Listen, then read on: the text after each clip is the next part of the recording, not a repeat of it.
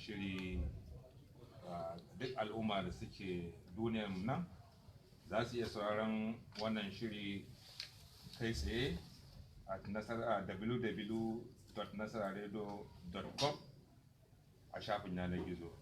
Haka kuma za a iya saduwa da mu a Nasara Radio kai tsaye a kan mita 98.5, dandalin sada zumunci a Facebook Nasara Radio 98.5.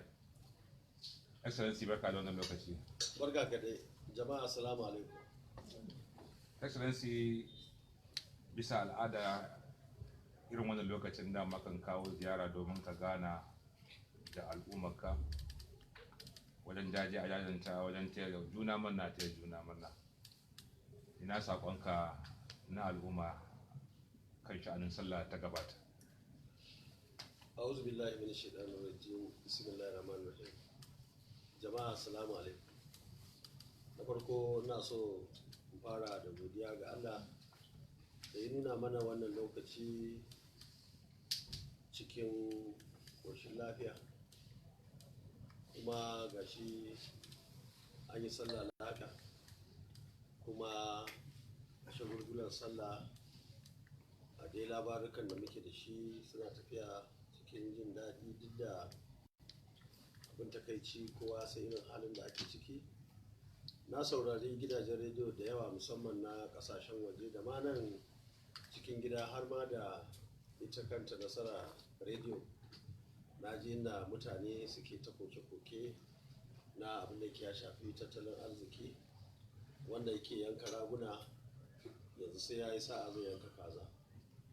Wannan abin takaici ne, kuma yana da alaƙa da shugabanci wanda muke da shi a wannan jiha, a wannan ƙasa, wanda dama shi shugabanci shi ne yake gyara al'amura ko kuma ya dagula abubuwa. Saboda haka muna taya mutane murna, ko muna jajanta musu ta inda suka sami kansu. Kan al'umma yanzu ya zama wani iri, musamman shi kan tattalin arziki da harkar tsaro. Kowa yanzu a cikin ɗaɗɗare yake, a gida, a kan hanya, a daina mutum yake yanzu a wannan ƙasa a cikin ɗaɗɗare yake. Ko da nan a Kano akwai abubuwa da yawa da suke faruwa. Mun samu labari ranar sallar nan, irin abubuwa da aka yi da hawa da aka yi na daushe da sauransu. Duk abu ne wanda ke da takaici. Yara sun ɗauki makamai, suna ƙwace-ƙwacen waya, suna doke-doken mutane a cikin birnin Kano. Wani abin takaici ne kwarai da gaske. Amma dai muna sa rai cikin yarda Allah wannan yanayi da ake ciki a samu canji, a samu mutane masu daraja, masu mutunci, ƙwarara, waɗanda suke za su dakatar da wannan abubuwan da suke faruwa. Abin da yake faruwa a jihar Kano da ma Najeriya ba abu ne mai kyau ba, wanda kuma daɗin dimokuraɗiyya kenan. Shugabanni su gama abin da duk ganin damarsu da ikonsu da barazana da sauransu, a wayi gari talaka rana ɗaya ya yi waje da su, ya kawo mutane na ƙwarai waɗanda za su inganta rayuwarsu, su inganta addininsu da al'adunsu, su kawo zaman lafiya, su inganta ilimi da abubuwa na rayuwar al'umma a wannan ƙasa. Excellency, da kai magana tsaron nan, ɗaya ne kai a wajen shekara 2015 da ka tsammaci cewar idan wannan gwamnatin ta samu dama za a kawo ƙarshen jekoman da yake faruwa kan sha'anin tsaro. A yau da suka ɗauki wannan adadin lokaci, ya kake ji ka tuna yadda ka tsammata ko za su iya gyara kuma a kawo wannan gaba a halin yanzu? Yanzu dai harkar wani gyara a gurinsu gaskiya ni a ra'ayina alƙalami ya bushe. Za abin da za su shekara 8 ne, ya za mu shekara 7. A yanzu abin da ya ɗauke mulkin hankali ma yadda za su sa wanda zai gaje su ya ci gaba da, ko su ci gaba da irin yadda suke tafiyar da wannan mulki a wannan jiha da ma ƙasa. Da yawa 'yan takarar su za ka ji su a gurin su wai wannan aikin da ake mai kyau ne, za su ci gaba da good work, in ji bature, wanda ake yi. Kaji wannan yanayi ne good work. Wannan abin takaici ne, kuma yawanci duka yaudarar kansu suke yi.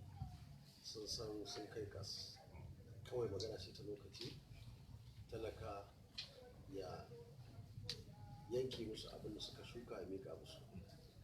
Akwai magana da watakila kamar inda ake tsammani kadai ake jira cikin 'yan takarar shugabancin kasa, maganar mataimakin shugaban kasa, waɗanda kowane ɓangare sun so da nasu, me ake ciki a jami'ar Nnpp? To ina jin Bola Tinubu ko shekaran jiya ne ko jiya ne ya fitar da nasa, mu ma muna nan za mu fitar. Ka san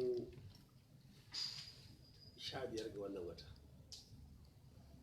yau kuma gashi 11 ga wata, nan da kwana 4 duka kowa ma sai ya fitar. Kuma dama dai a cikin manyan ai mu ne muka rage, kuma in Allah ya yarda za mu fitar da mutum wanda muke ganin mai daraja kuma wanda ya dace, wanda yake kudu da arewa, kirista da musulmi da ma wanda bai da addini, da dukkanin wanda ya dace ya goya mana baya a cikin tafiya.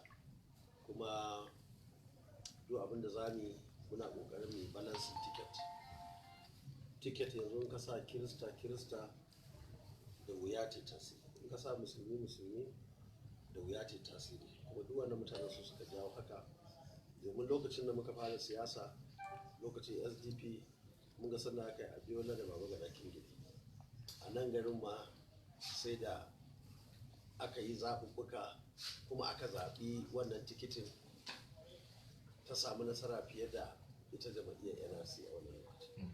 Saboda haka yanayi ne Allah ya kawo mu, za mu samu wani wanda muke ganin ya dace, wanda kuma zai samu ci nasara, domin sai ka ci nasara ne ma duk wani aiki naka mai kyau na ka taimakawa jama'a za ka iya yin sa.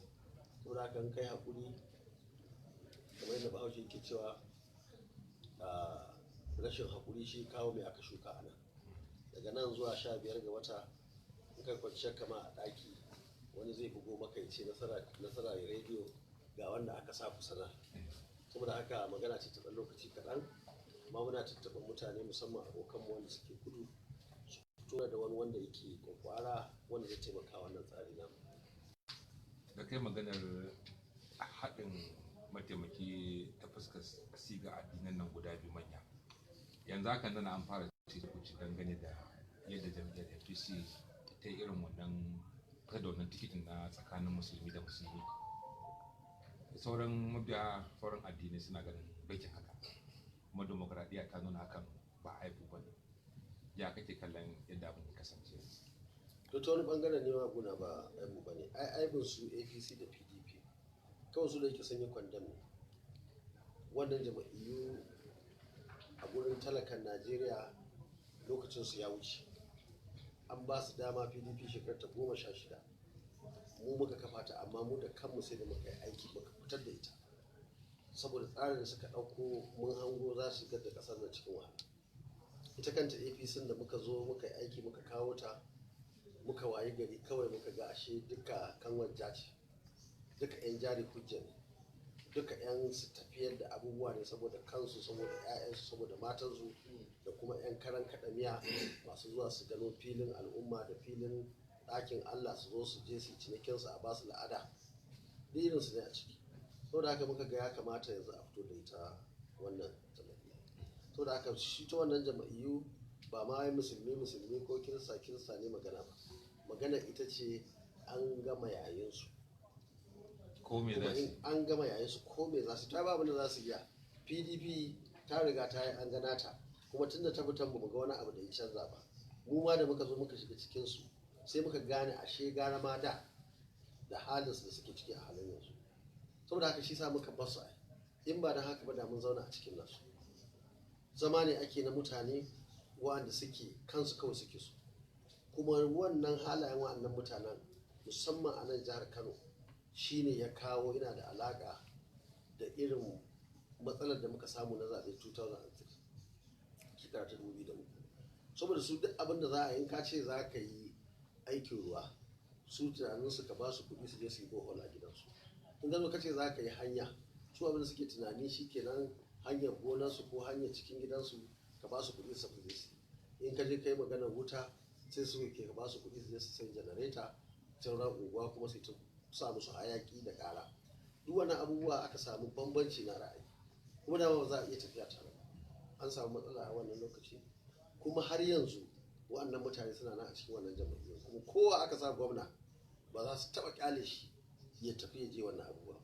Ai ɗaya daga cikin matsalar shi ne na wannan gwamnati, ai da cikinsu ne ɗan kashi mu raba. Ka duba tarihin siyasa haka take, tun asali dama a haka nan aka fito.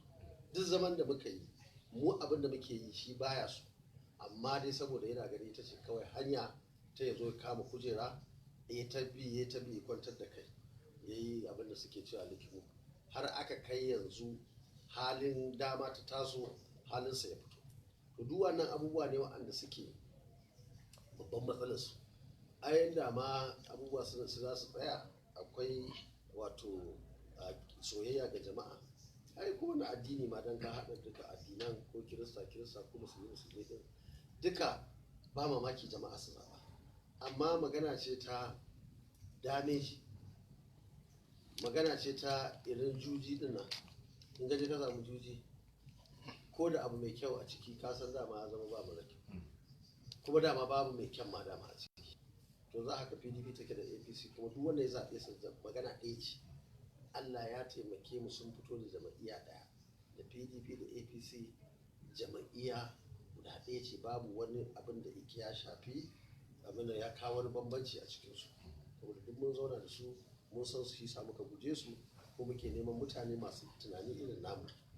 In kana neman tunani irin namu, musamman da a Kano muke wannan hira, to 'yan Kano sun sani. Kano sun san abin da muka yi shekara 8. Kano sun san abubuwan da suke faruwa a wannan lokaci. Kano sun san irin waɗannan mutane ga suna a jihohi, suna nan ma a ƙasa, duka abubuwa sun taɓarɓare, wanda muke son mu canja shi cikin yadda Allah. Kenan ya karshe da kai maganar likiman nan, sai kalamanka sai suke kama da kasan ana ma likiman tun wancan lokacin. To ita siyasa, bature ya ce game of numbers, magana ce ta al'umma ta yawa, ba magana ce ta quality ba. Mu a siyasa kana neman kowa, da mai kyau da mara kyau. In kasa kaya kake sai ka ce sai wani za ka sayarwa, ko ba za ka sayar da su wani ba. Idan wata sana'a kake yi, su dama mutane irin wannan mutane za ka yi mu'amala da su, ba yawan ba. Amma mu ba kullum kirga ƙuri'a za a yi, da ƙuri'ar sarki, da ta talaka, da ta liman, da ta almajirinsa, da musulmi da kirista, da kirga za a yi. Saboda haka mu lissafinmu na yawa ne. Wannan yawa shi ne sa sai kai haƙuri da kowa. In kai haƙuri da kowa sai ka tara. In kuka ce a'a za ka yi zaɓe sai irin wane da wane kake so, kamar inda waɗansu suke yi a wani guri. Yanzu za ka je wata fadar sai an zaɓe, za a ce ka shiga. In an gaba ka dace ba cewa za kar ka shiga ma, kar babban ya ji abin da kake faɗa. Muku nan babu zaɓe, saboda yawa muke nema. In ka kori wa'anda kace baka so din, to ka rage wa kanka. To haka muke ta tafiya, kuma mutane ga su nan da yawa waɗanda aka yi harka da su, ba mamaki ma hayan suna nan, ra'ayinsu ba irin abin da muke bane. Amma ka san kowa yanzu ya yarda, mahaukaci ma tibiran ya yarda, makiya ma da suke nisan duniya, ba ma jama'iyya ɗaya da su, yanzu sun yarda Kano ta muta. Wannan ne yasa ba mamaki wasu suna nan, abin da suke su samu, su ma sun samu daga baya sa yi tsiya. Irin wannan abubuwa ne waɗanda suke yasa mu muke haƙuri, saboda shi ɗan siyasa burinsa inda mai hankali ne shi ne ci zaɓe. Ya ci zaɓe, wanda kake zaton zai alheri sai ya yi alheri ko ya saɓaninsa. Haka wanda kake zaton kuma wanda ba zai alheri ba, sai kaga shi ne a gaba na tausaya mutane. Amma daɗinsa shi ne, ko da jabu ya shiga cikin tsarin, magana ce ta lokaci, jama'a za su zare shi, domin su ma za su gani da idansu, kamar yadda ake gani a halin yanzu. Excellency, a cikin irin wannan shirin da muka yi watannin sa gabata, lokacin jam'iyyar Nnpp an fara ran gadin samar da ta kowane yankuna a Najeriya. Muka yi maka tambaya bisa yadda tarihin siyasa ya nuna yadda ake kafa jam'iyya cikin ƙanƙanin lokaci ke tasiri. Wancan lokacin sai kake cewa ko da jam'iyyar APC ta samu nasara, ku ne kuka samar da karfin gwamnati. Yau ya za ka auna karfin da jam'iyyar Nnpp ta yi da ba gwamnati a halin yanzu, saɓanin wancan lokacin da kuka kafa wancan APC da karfin gwamnati? To ai ko mu da kanmu da muka yi tunanin wannan tsari muka ɗauko shi daga zero, daga ba komai muka kawo shi halin yanzu. To duk inda muka ja layin tunanin inda za mu kai a jiya ko a yau, to an zo an ninninka haka. Waccan da ka faɗa ai taron gayya aka, wannan ya fito ta can, wancan su fito ta can, duka muka zo aka yi gangan ko aka zo aka. Amma ba wannan karka manta, kusan ni ne da mutanen da suke kusa da ni, wa'anda suke masu tunani irin nawa, muka je muka ɗauko wannan jama'iyya. Duk kwata-kwata fa yanzu wata 4 kake maka, amma wata 4 nan a Kano dai kaga inda muke, a arewa maso yamma ka san inda muke, a arewan gabaki dai har kudin nan idan ka shiga abin da duk baka zato zaka je ka tarar da shi a cikin wannan tsari na jama'iyya.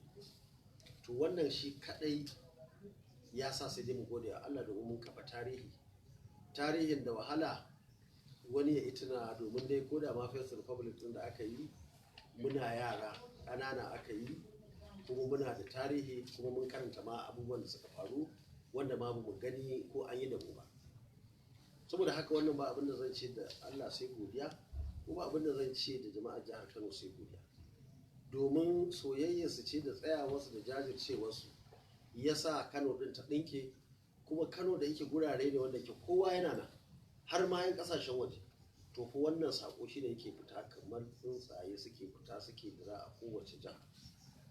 Yanzu duk wata jiha da ka sani irin karfin da Nnpp take da shi sai kai mamaki.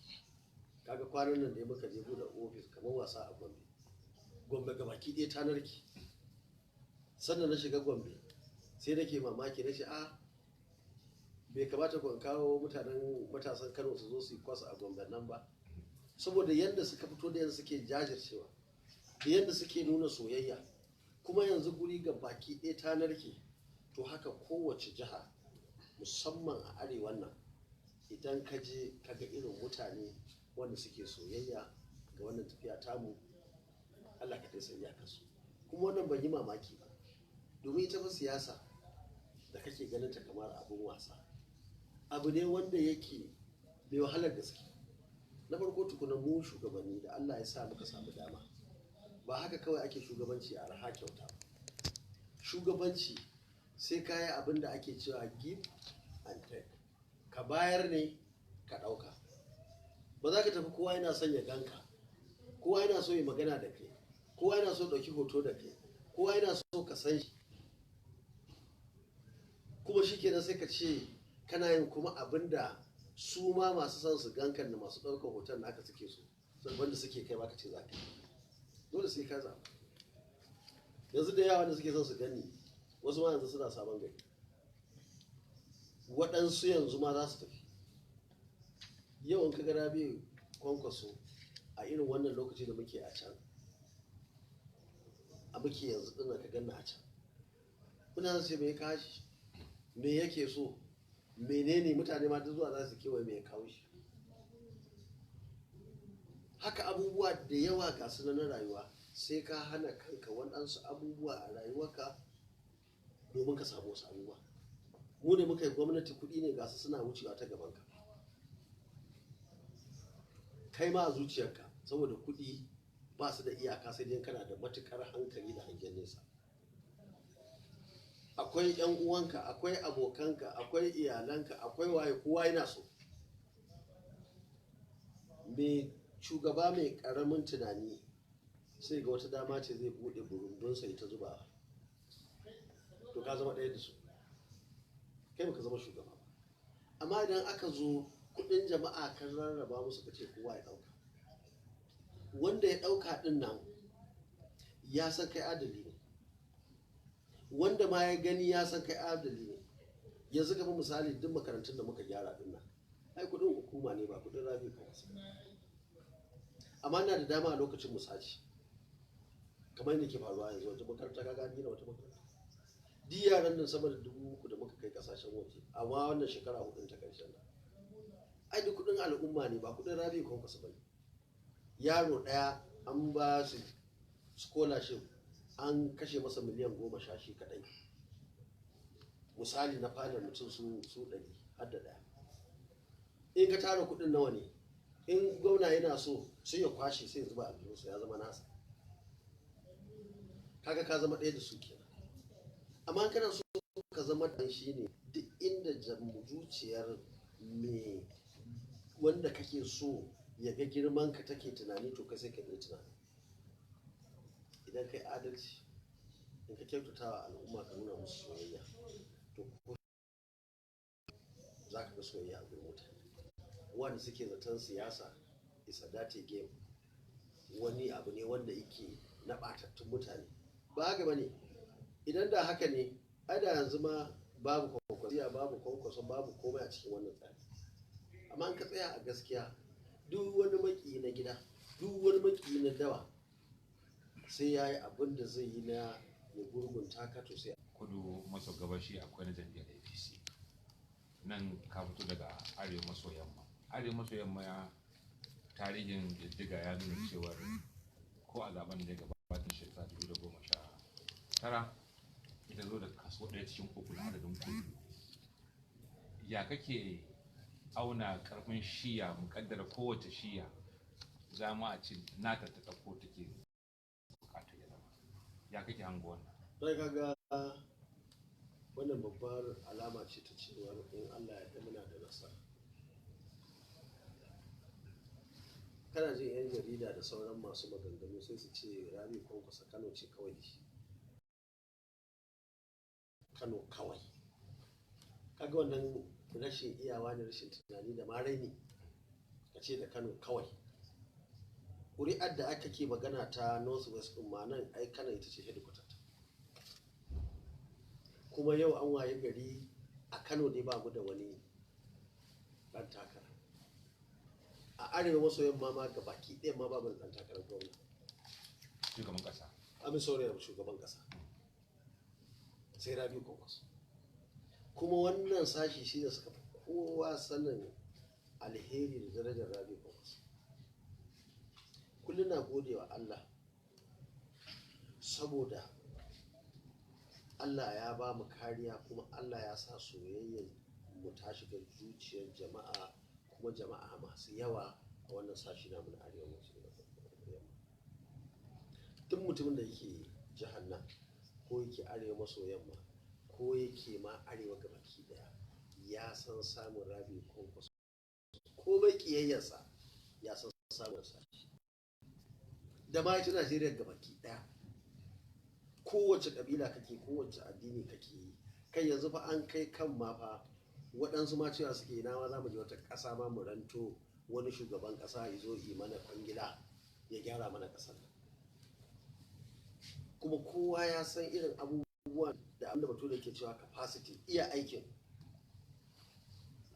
Kaga lokacin da muka zo wannan yan bindiga a lokacin nan a January a shekara ta 2012, ai ba yin kokarin da su bana wannan jiha ta zama tasu, ta shiga matsala.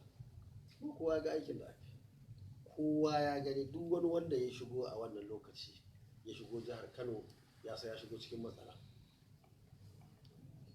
Mun saita soja na ƙasa, brigade commander shine chairman, air force yana ciki, DG director SS yana ciki, commissioner yan sanda yana ciki, customs suna ciki, immigration suna ciki, duk wani mai sa uniform civil defense duka muka haɗa su, muka saita su, muka ɗora mu layi wanda mafiya yawa har a ƙasa ma ba su da shi, suna je haɗuwa a kasance kowa nasara yake nema. Shi sa aka aiki aka samu gagaruman nasara. Wa'annan mutane kuma ana yi, kuma muna ci gaba da aiki, domin tsayar da aiki haɗari ne, domin tattalin arzikin ƙasa sai ya tsaya. Mafiya yawan jihohi suna da alaƙa da aikin motsin da gwamnati take a wannan wurare. Shi ne muka tsaya ana wannan aiki na jami'an tsaro, ana aiki na ciyar da ƙasa gaba, a gina makarantu, gina asibitoci, hanyoyi, wutar lantarki da gidaje da muka ta ginawa na biranen nan, Kwankwasiyya, Amana, Bandirawo, ko ina haka aka ta yi, zawa ciki, Allah da Nasibi da sauran gurare wa'anda aka tsaya aka yi aiki, ai ba tsaya ba, ana aiki ana interlock a gari yadda mutane za su, ana yi muna cikin gari muna bin kwararo ana sa masa interlock, ana yi muna bin cikin gari gida unguwa muna sa musu wutar lantarki har a lungu domin a faranta musu rai, domin idan 'yan ta'adda suka zo a gansu a cikin haske da sauransu. Shi haka ake harkar tsaro, ba wai ka ce ka ɗauko bindigogi kawai ba ka ce za ka hana waɗansu yin waɗansu, domin ta yunwa ma ai duk wanda ke cikin yunwa ya shiga haɗari. Mai jin yunwa Allah kaɗai sa abin da ke faɗa a cikin zuciyarsa, musamman ma ya san in ya nemi abincin ba zai samu, wanda kuma haka ake ciki a halin yanzu. Excellency, a wancan karo tsohon gwamnan jihar Abia ya ba da shawara yadda za su iya cin maka a siyasance, cewar sai an yi kama abin da jam'iyyar APC ta a halin yanzu a batun takar shugabancin kasa.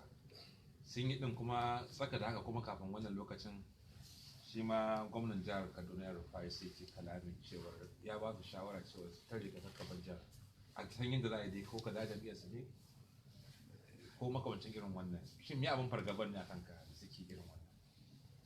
To ni nake da to fargabar ba ana bane, rashin iyawa ne da kuma sau da yawa ma sai ka ce kamar zalunci da kuma wato ko hasada, abubuwa ne dai da yawa suka.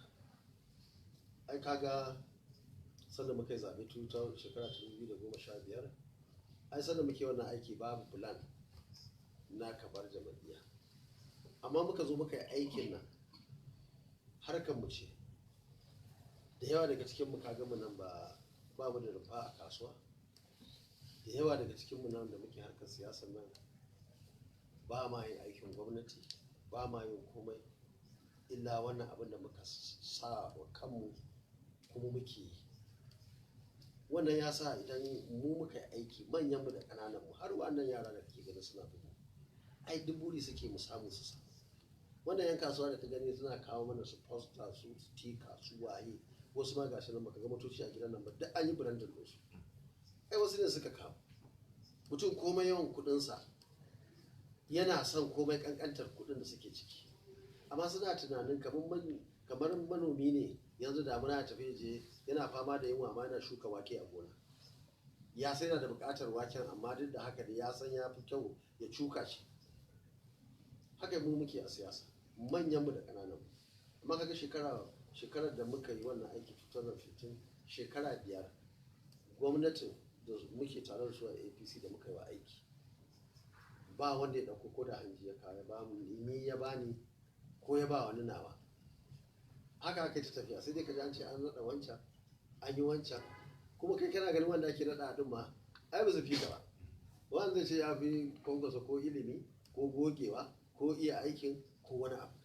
Saboda haka matsayin mu na ɗan adam sai muke tambaya wai laifin me muka yi, kuma yaushe muka yi laifin, kafin zaben ne ko ranar zaɓe, ko sai da aka ce an ci zaɓe muka yi laifi. Duk wannan abubuwa ne waɗanda suke kaga rashin iyawa ya shigo.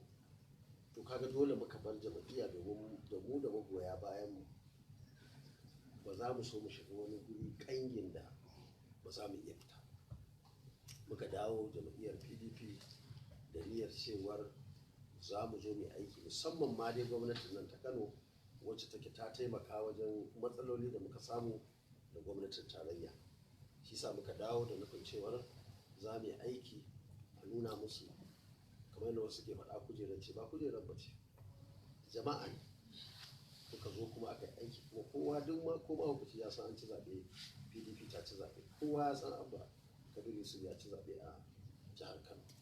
Amma suka yi amfani da damar su ta kama karya a wajen masu zaɓe a nan da jami'an tsaro da har kotuna sun shiga, lallai kar a yi gaskiya. To shi kenan ba a gaskiya ba, amma an ƙi a yi gaskiya, a ji a tafi. To amma kuma gashi wannan suna zaton kafin 2023 shi kenan sun gama da mu, sai kasance wannan abin kuma shine takin, wannan din shine darajar. An waye gari a halin yanzu su da kansu suke faɗan abin da kake faɗi, sun faɗa abubuwan da suka faɗa. Kana gani an zo zaɓe PDP ba a arewa maso yamman nan duk jihohin nan guda 6 da aka raba mukamai aka ba su, kowa ya samu mutum ɗaya ne kowace jiha ya ba wa'anda ke ganin ya dace. Kuma dama tun da aka ba jama'iyyar nan haka ne, kuma kowace ma jama'iyya haka ake. Amma ni na a kan suka ce a sai ai za a ƙara min ƙarfi, ayan aka bani shi kenan zan ci zaben firamare. Ai su ba za su yarda da masu jar hula ba, a ce a zone wai wani mai jar hula zai je shugabanci mutanensu, su ba za su yarda. Ko su taɓa zaton a duniya wannan abin da muka zamu iya ba, saboda raini da hassada idan su ya rufe. Sai da muka fitar da wannan sabon tsarin na sabuwar Najeriya, New Najeriya, a hankali kowa yana ganin abubuwan da suke faruwa, har aka kai matsayin da yake ita kanta PDP din ta gane ta yi babban kuskure. Chairman na PDP ba irin yadda ban yi da su ba, saboda wannan chairman din da yake kan mulki yanzu na PDP, sai da na tura chairman lokacin na PDP na Kano, na ce ka je ka gaya masa yanzu an yi zaɓe, shi rigimar nan da aka yi fa ba da shi aka yi ba, wata dama ce ta zo mu zauna ko su turo wasu. Na yi fushi, kuma shekara guda kenan nake cewa na yi fushi a zo, amma ba wanda ya zo. Wanda kaga dai rashin iyawa ne. Mu a nan komai lalacewar mutum ana tare da shi, ya ce ya yi fushi yana so a zo a yi masa magana, ai ka san wannan mutum ba baki ba ne. Amma suka kai da suka je ma suka same shi da waɗanda suke jin haushi na cewar ya kamata a yi wani kwamiti a zo a same ni a yi magana da ni. Abinda shugaba ya ce shine, ai Rabiu Kwankwaso juniya na ne, sannan muna majalisa, ni ina sanar president, shi kuma deputy speaker ne, saboda haka ni ba za a gurinsa ba. Ya ce da su wai ita mu ga chairman dinmu na PDP, sannan na ci zaɓe, ai kowa ya bai yi min murna ba. Sai ce to ai mu kuma ranar zaben mu ya cewa muka yi, shine ya samu duk Kano mu kai muka zaba, kai baka zo campaign gurinsa ba, kuma da ka ci zaben ai ya kamata ka buga masa waya ko ka je gurinsa kai ma godiya an zabe ka, kai ma baka yi ba. Sai ce da shi ba za shi ba. Sai waɗanda suke gurin suka ce su za su, sai ce ya on ya on, ku je ku yi ba ruwa na, ku ji abin da kuka yi ruwanku. Haka duk wannan rashin iyawa ne. Amma yanzu gashi mun fita, Rabiu Kwankwaso shi ke naɗa da shirin chairman, shi ke naɗa ruwaye, shi ke naɗa waye, duk wani zonar chairman da yake Nnpp, ko dai Rabiu Kwankwaso ne ya naɗa shi, ko kuma mutanen Rabiu Kwankwaso ne suka naɗa shi. Daraja ta kai, kuma abin da suke tsoro kenan, kuma suna nan suna da yawansu, sun san in na hau ballot paper talaka, in dai ba irin mutanen nan da kasan, wato akwai mutane da Allah ya sa wato ba ma kaunar kansa suke, in dai ba irin waɗannan mutanen ba, babu wani talaka wanda yake a jihar Kano ko arewa maso yamma dinnan ko arewa gabaki daya da zai je zaɓi wani, musamman a cikin wannan yan takarar da aka sa, musamman kuma waɗannan jama'iyyar da ake da su. Domin kama abin nan da Bahaushe yake cewa ka ɗauki wuƙa ka limace cikin ka, domin ka san ga mafita. Duk wani wanda yake Kano a yau dai, ko makiyin na ƙarshe ya san cewar alheri ne mu zo da gwamnati, domin ya san Kano gyara za ta yi. Muna da gwamnati a Kano, gwamna a Kano, Rabiu Kwankwaso na Abuja. Haba mana aiki kawai, kada ma dai a tona ma dai, amma dai shiru da wannan magana. To excellency, akan wannan kadami da wannan hangen da suke yi shine wala Allah sai ake bada jawabin cewar karfin gwamnati da karfin kuɗi zai tasiri a siyasar bana, waɗanda su kashe kuɗi don su hana yin abin da ya dace za su kashe, da kuma sai amfani da karfin gwamnati don su hana shi talakan motsi ranar zaben ya zaɓo abin da kake masa fatan ya zaɓo da su. Ta yaya za su kauce waɗannan abubuwa guda biyu? To mu kasan tsarin Kwankwasiyya kullum muna kwatanta shi da tsakanin gudun zomo da na kuku.